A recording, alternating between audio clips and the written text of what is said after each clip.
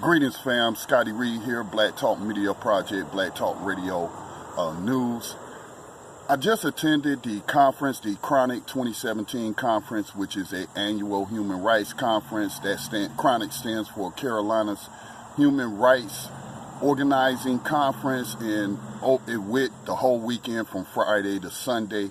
And after the conference concluded, everybody came together and, just basically summarizing or expressing some of the things that may not have been expressed before. But there was a question about, well, how do we stop funding our own oppression? And this was in the context of them hearing about abolitionism and abolishing 21st century slavery and human rights. And they were saying, okay, so the United States is practicing slavery via the 13th Amendment. We have all of these different corporations and industries that's tied into prison slave labor, the new slavery during this current period, post 1865.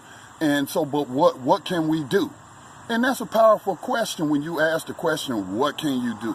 And people should have some solutions. I mean, it doesn't take a very insightful person to state a problem.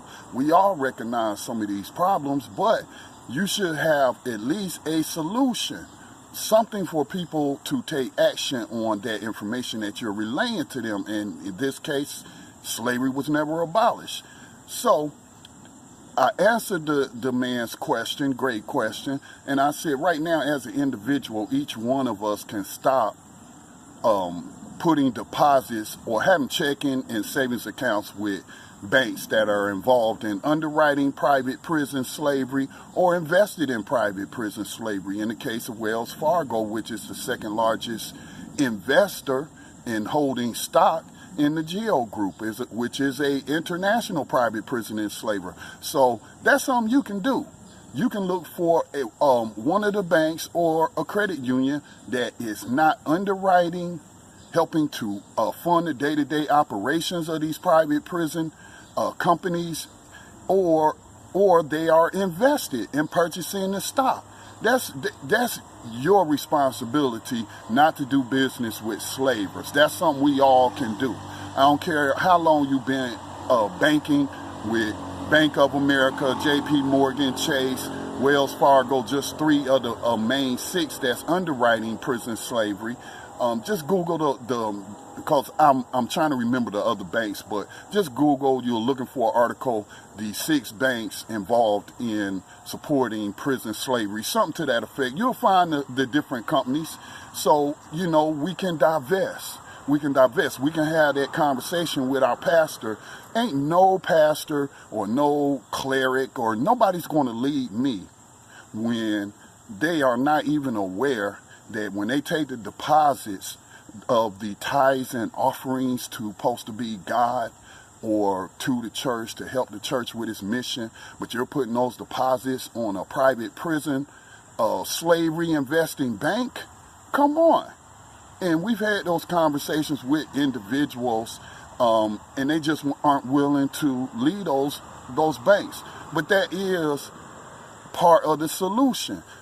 Also coupled with that, we need to spread awareness, which is the intent of this video, that slavery still exists. Whenever somebody like Jamie Dimon, the CEO of Chase Manhattan, is speaking somewhere and it's publicized ahead of time, he's going to give this public speech at a college or at a chamber of commerce, we need to be outside with signs protesting and pointing out that whatever company that person represents is invested in modern-day slavery and human trafficking. That's part of the public awareness campaign.